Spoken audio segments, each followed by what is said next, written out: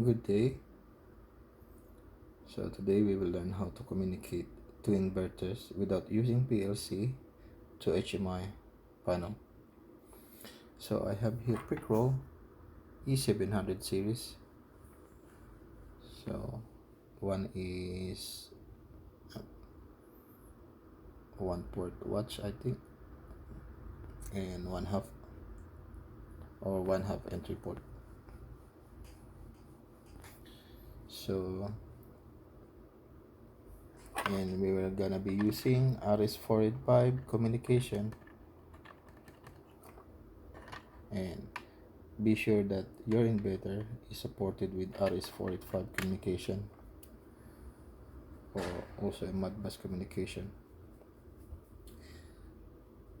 So these are the list of the inverters that are supported with RS-485. So we have our inverter here listed. So FR-E720, yun po siya sa taas. RS-485 supported Pickroll series. So sabi FR-E700 yung ating inverter.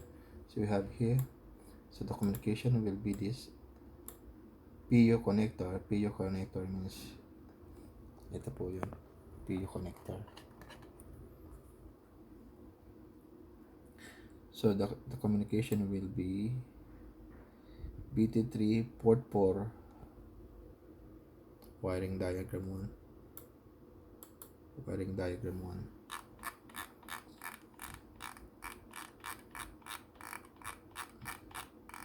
So wiring diagram 1.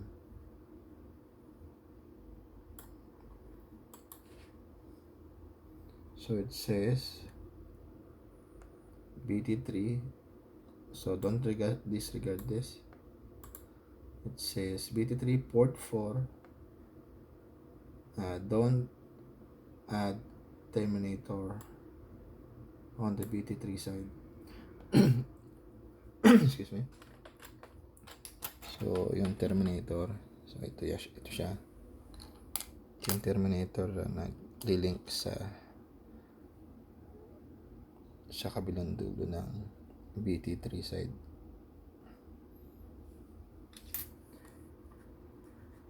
And on the other side, so itong distributor is ano lang to, parang J-box o junction box, kung saan pwede mong paghiwalay yung kable is rerouting of cable. So this is just a box. So that says 53467. This is 10 base T cable. 10 base T cable o yung mga ganitong kable. 10 base T.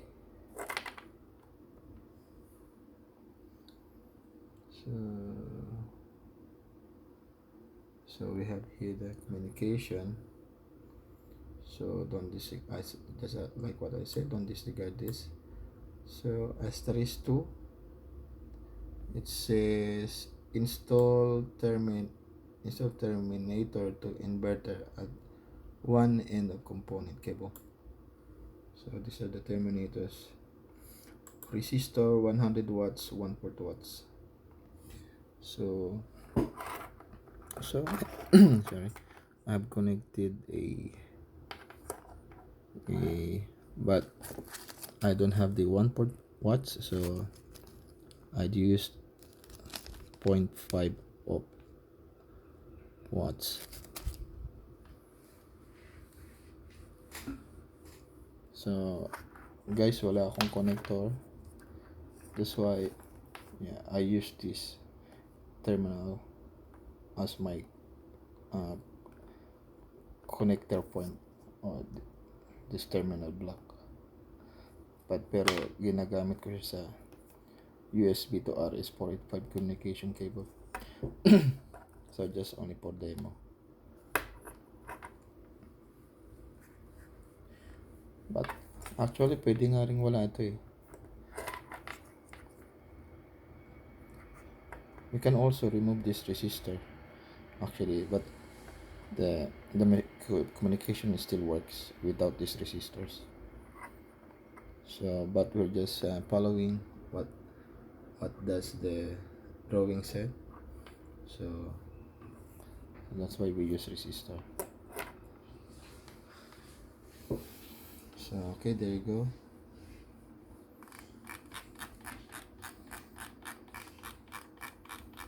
So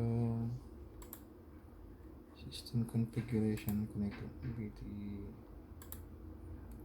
So these are the communications. So guys, this is also important. So E700 is also needs to be configured like this. So yun, this communication will be set up from our inverter. So okay, and this is my simple program. Output frequency for motor number 1 and output frequency for motor number 2. So output voltage, set frequency, to set the frequency, output voltage, so push buttons.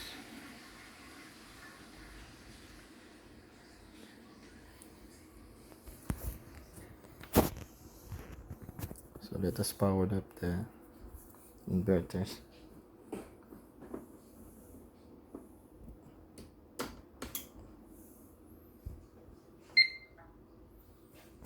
There you go. So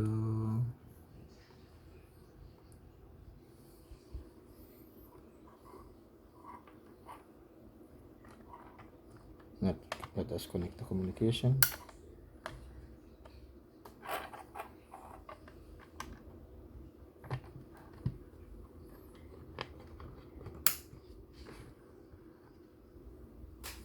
Guys, this inverter has their own addresses, slave addresses. So this one is slave address number 1 and this one is slave address number 2. If you have your FR configurator, so this is my FR configurator, it's more easier to set up the parameters from this software. So all you need is this cable.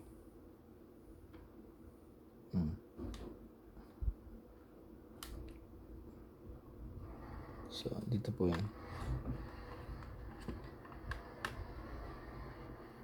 So yeah, just plug it in. Then you can configure your inverter.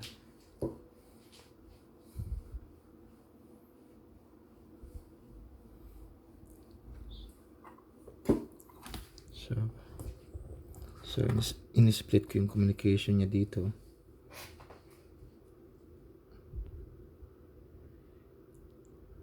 So sabi nga dito sabi nga kanina, balikan natin.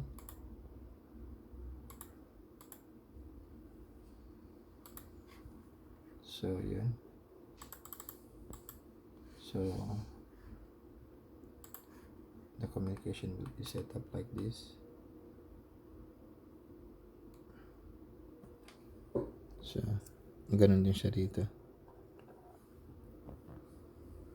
To the end, it only goes to cable A and B.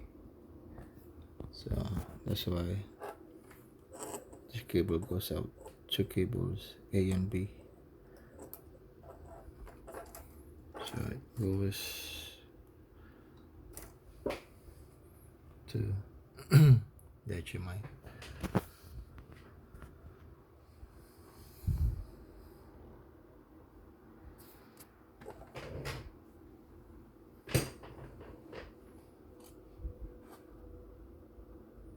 So let's just set up the first inverter with 20 hertz.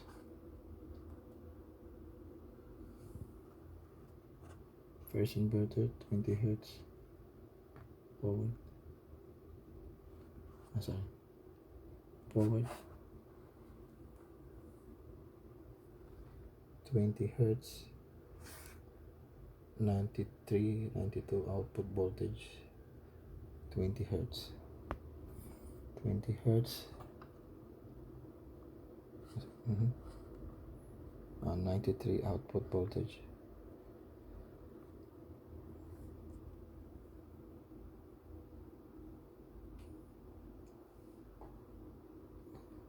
Let us say 50 hertz.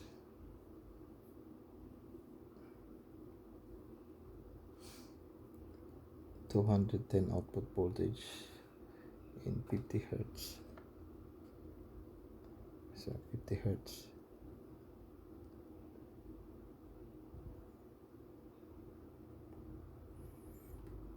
So we are not using any PLC, just the HMI and the two inverters. So back to 0.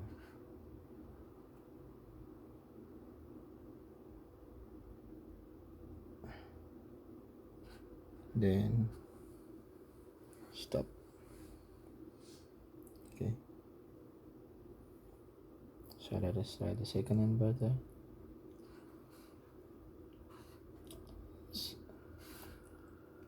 Let me say 50 hertz.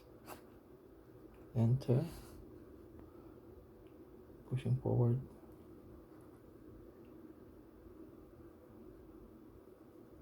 There you go. It says 210, 209, 210 approximate. Inverter 2. Yeah, 210. Same as with the HMI. Let's say 60 hertz.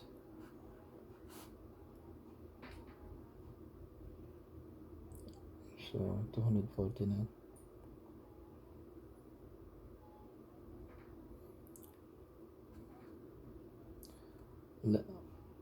So what happened kung we choose 61 hertz?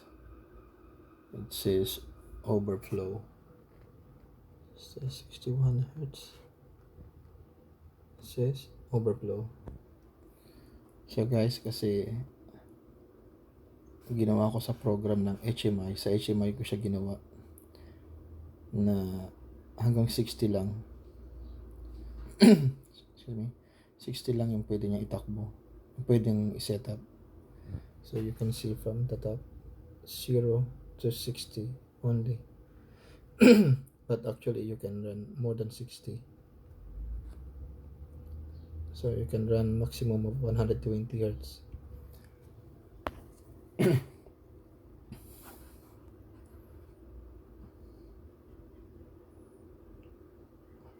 So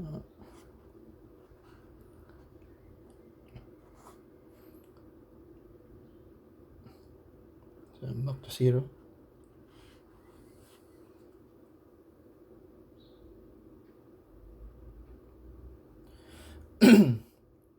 Excuse me. So pansin nyo, run still blinks kasi yung command na forward nandiyan pa. So the forward command still exists. So kailangan natin siyang patayin. Stop. So there you go.